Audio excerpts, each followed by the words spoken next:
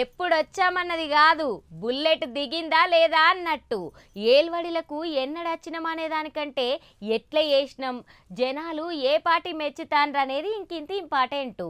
అయితే కాంగ్రెస్ సర్కారు తెలంగాణ ఏలవట్టి 2 ఏళ్ళు దాటి 3వ ఏడాది చాలైంది కదా. అయితే ఇప్పుడు ఇల్లు ఓ ముచ్చట ముందటేసుకుండ్రు. మరి అదేంది, ఎవరు చేస్తారు, అసలు ఎట్లా చేస్తారనే చూద్దాం పాన్రి. ప్రజా పాలన ప్రగతి ప్రణాళిక అనే పేరుతోటి రాష్ట్రమంతా చేయిపాటోళ్ళు స్టాళ్ళు స్టేజీలు వేసి సర్కారు ఏలుబడి చేసింది ఏంది, చేయబోది ఏందని చెప్పుకుంటారు. ఇది ఎల్లే చాలన్నట్టు. అందుకే ర్యాలీలు, అవగాహన సదస్సులు, ప్రతిజ్ఞలు, ఇందిరమ్మ ఇండ్ల మంజూరు, రేషన్ కార్డుల పంపిణీ జోరందుకున్నాయి పో. ఇక కాంగ్రెస్ పనులు చేసుట్లా అన్ని జిల్లాలలో ఉద్యోగ మేళాలు, లక్షల మంది కొలువులు కల్పించే లక్ష్యము.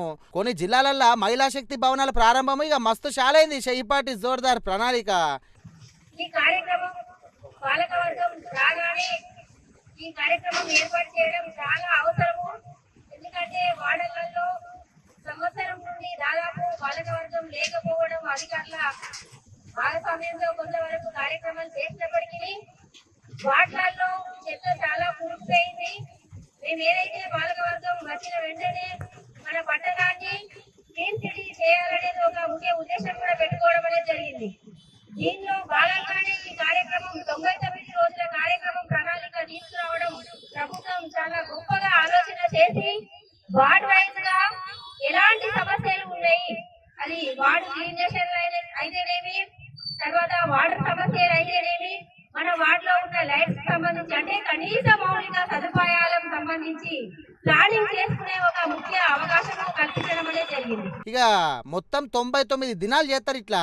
సర్పంచ్, వార్డు మెంబర్ కాడ నుంచి ఎంపీల దాకా అందరూ గిట్లనే గిదే పని మీద ఉండాలి. ఏడికాడ స్టాళ్ళు, ఎగ్జిబిషన్లు పెట్టి చేసింది ఏంది, తెలంగాణకు కాంగ్రెస్ వచ్చినాక ఒరిగింది ఏంది ఇక అనేది అందరూ ఎరకవ పట్టాలన్నట్టు. చేసిన పనులను వివరించాలన్నట్టు. అంటే పార్టీ గురించి గొప్పగా చెప్పాలన్నట్టు. ప్రజల సౌలతులు తెలుసుకోవాలి అన్నట్టు. కావాల్సిన జిల్లాల కలెక్టర్లు ఇక కార్యదర్శులు సుతా ఇంట్లో భాగం కావాలి. రాబోయే రోజుల్లో మిర్యాలగూడ మున్సిపాలిటీని ఒక ఆదర్శంగా తీర్చిదిద్దే విధంగా తెలంగాణ రాష్ట్రానికి మనం ఒక దిక్సూచికి లెక్క ఉండాలని. ఎందుకంటే మనకి ఇదంతా కమర్షియల్ ఏరియా ఉంది, ఉద్యోగస్తులు ఎక్కువ ఉన్నారు, ప్రతి ఒక్కళ్ళు మన మిర్యాలగూడ మున్సిపాలిటీలో చదువుకున్న వాళ్ళు ఎక్కువ భాగంలో ఉన్నారు. కాబట్టి ఇదంతా మన కోసం, మన మిర్యాలగూడ కోసం, మన ఇంటి శుభ్రత కోసం చేయిస్తున్నామనే భాగంలోనే మనందరం కలిసిమెలిసి 48 మంది పార్టీలకు అతీతంగా పనిచేయాలని మనస్ఫూర్తిగా పిలుపునిస్తున్నా నేను. అలాగే రేపు 8వ తారీఖు నాడు మనం మహిళా దినోత్సవం ఉంది. ఆ మహిళా దినోత్సవం నాడు మన బిఎల్ఆర్ తరఫున అయితేంది, ఆ రోజు ఎవరైతే మన బర్త్ డెత్ సర్టిఫికేట్లు అప్లై చేసుకుంటారో ఆ రోజు వాళ్ళందరికీ ఫ్రీగా ఇవ్వాలని ఇప్పుడే కమిషనర్ గారికి చెప్పిన.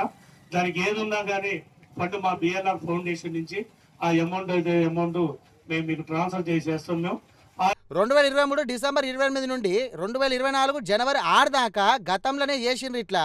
2025 జనవరి 26 3 దినాల పాటు చేసిండ్రు. అట ఇంకా వీడికి 2-3 సార్లు ఇట్లనే చేసి ఊరు వార్డు సభలతోటి ప్రజలకు కావాల్సిన సేవలు, అట్లనే తిప్పలు, సలహాలు, సూచనలు తెలుసుకున్నారు.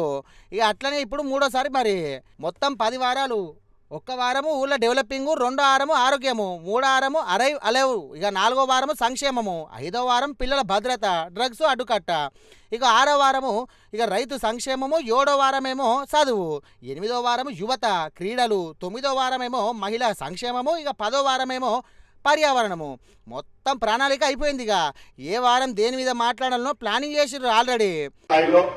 ప్రజలకు సంబంధించిన అన్ని డిపార్ట్మెంట్లను భాగస్వామ్యం చేయడం ద్వారా కొంత మార్పు తీసుకొచ్చే ప్రయత్నం జరుగుతోంది.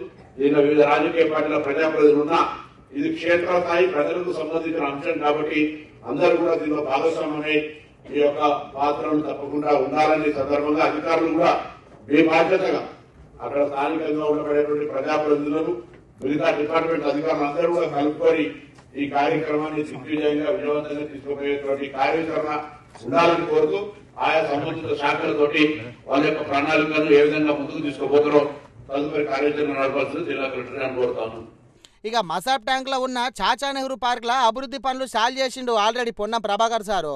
పాత సామాన్లు పట్టుకొచ్చి రీసైక్లింగ్ చేసేటట్టు సెంటర్ అన్నట్టు. పుస్తకాలు డొనేట్ చేసేందుకు లైబ్రరీ, గట్లనే చదివేటోళ్ళు చదవచ్చు, ఇచ్చేటోళ్ళకు ఇవ్వచ్చు, గట్లున్నది మరి కథ. మొత్తం మీద ఇంకా బగ్గ దినాలే సాగిస్తారు కాబట్టి రేపు మాపు ఇంకిని ముచ్చట్లు చెప్పుకుందాం ఈనాటికైతే గీద్దాం మరి.